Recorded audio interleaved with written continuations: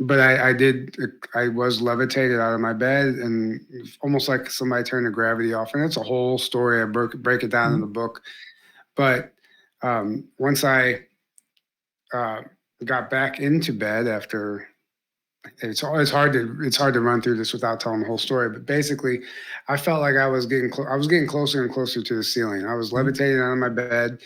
Before that, my TV remote started floating out of bed, and when I went to go grab it, that's when I came out of bed. And I was at first you think that you tell yourself that it's not happening. You gaslight yourself. You don't like, oh, I'm dreaming or this is an out of body experience. It didn't even really set in that it was real until I was almost to the ceiling and I somehow managed to flip myself around in the air and I saw myself in the mirror. I had mirrored closet doors Mhm.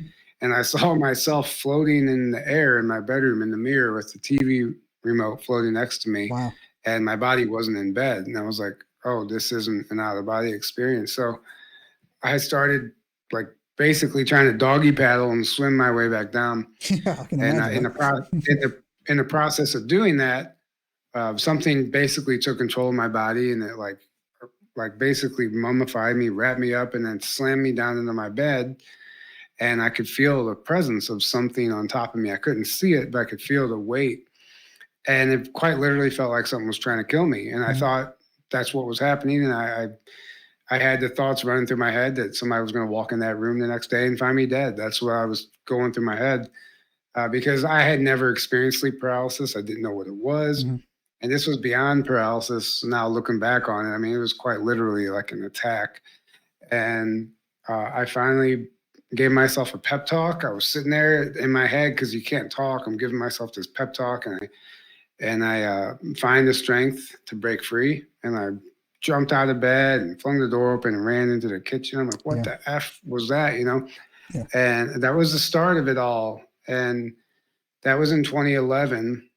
And that was the beginning of a few years of attacks like that until I realized that I could do something about it. Mhm. Um, all the darkness was forcing me to understand that was a light. There's light also, you know, Correct. and I had to find that light within me and learn and develop these new tools and modalities and all these healing, all the stuff we hear about that we think is woo until Mhm. it's happening to you. Then that's what you turn to because Yeah. there's nothing else. Yeah, there's nothing else, man. Like I said, if Enigmites, if you've never experienced sleep paralysis, it's terrifying. Even, especially the first time it happens to you, but even as when you wake up in those situations where you realize that you're in a sleep paralysis, it's terrifying. And on several episodes on this show, I have spoken candidly about sleep paralysis and the lies that they'll tell you that, oh, that's just your body keeping you safe so you don't, do whatever. That's a lie. That's a complete Right. lie right there. It's 100% that's a lie. It's all either they know exactly what it is or they know nothing about what it is, right? I actually tend to think that they know exactly what it is and that that's the line that they try to push on you. And I don't think, and I'm sure your average doctor has probably not done a, study on sleep paralysis before, but I read some of the documents that you referenced with the CIA, especially their research in astral projection and things of that Yeah. nature. And so, yeah, man, sleep paralysis is no joke, man. It's really not. It'll jam you up, man. So I can only imagine the terror that you were feeling, bro, for real. Right. So Mm-hmm. it was, I mean, you're right. I don't think doctors know. Some of them, Mm-hmm. I think they quite literally just don't understand it. Yeah, And they try to give it an explanation based on their indoctrination, yeah, based on what the limited, information that they're given in the textbooks. But I think it takes a spiritual awakening of sorts to even mm-hmm. understand this type of stuff Yeah, and realize that it's really a byproduct of a spiritual war that we're all going through right now.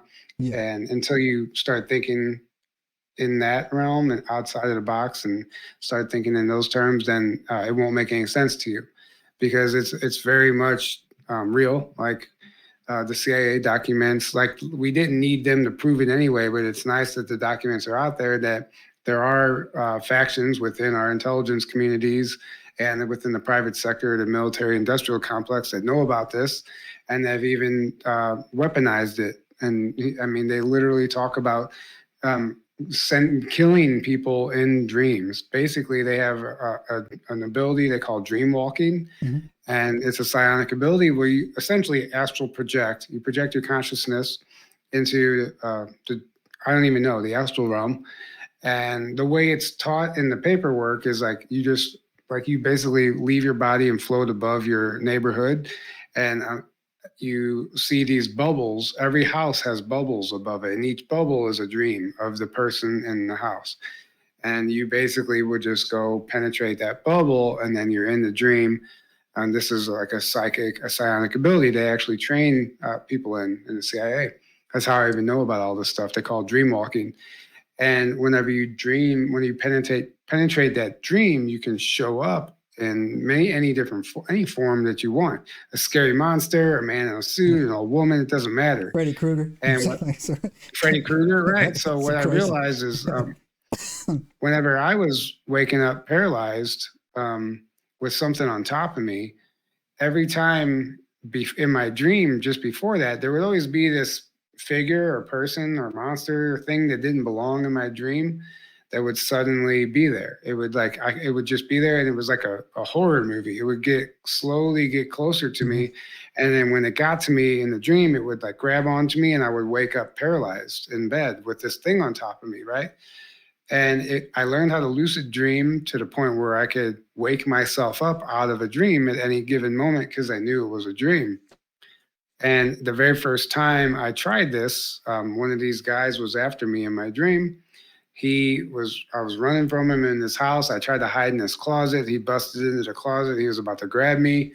And I just told myself, wake up. Like, why don't you just wake up? Like, you don't have to deal with this. And I woke up, and I virtually saw a shadow figure standing next to my bed in the process of climbing on top of me. And it was shocked. There's no facial features, but energy doesn't lie. You can feel the energy. Correct. And it was shocked. It never expected me to wake up and perceive it and be able to even see it.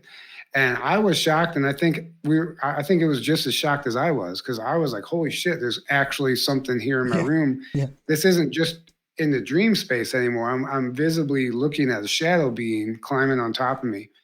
And when I woke up and realized what was happening, and it realized that I could see it, it just froze, and then it took off and just glided out of my room and out the door, just around the foot of my bed and out the door. Mm-hmm. And that's when I was like, okay, I have to do something about this. Like, this is affecting my life. And I was missing work because I wasn't sleeping. Subscribe now and turn on the notifications to join us on this extraordinary journey into the unknown.